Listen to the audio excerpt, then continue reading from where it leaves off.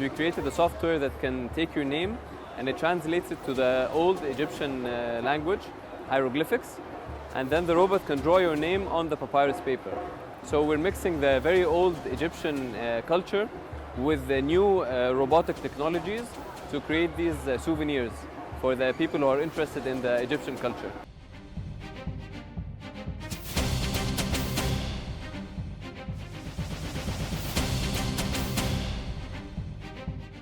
How did the machine learn to write all these words, and how did they write like specific names? It is a lot better than just watching videos online. More easy and efficient. I was surprised to see that they learn a lot about the Egyptian culture in school, which is very interesting to me. I did not know that in China they had a lot of interest in the Egyptian culture.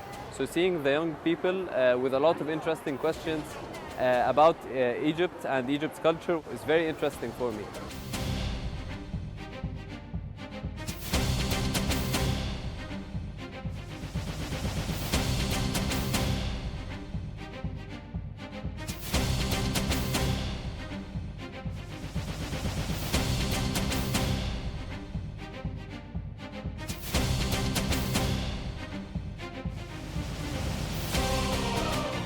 This type of the events giving us good access and good possibility to extend our vision, business, and to build new things. Yeah, friendship and business and economical relationship. So every year we come here, like we get the new ideas, and we can see what China is making. So you can see there is so many Chinese different cities. Pavilion. I think this is the best place where they can see and get ideas to promote languages, their culture.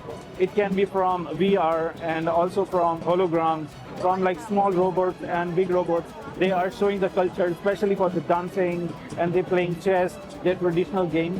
So the spirit from halls and the different regions, and we were also discussing with some of the companies here that we can make some joint initiatives in presenting China in Bulgaria.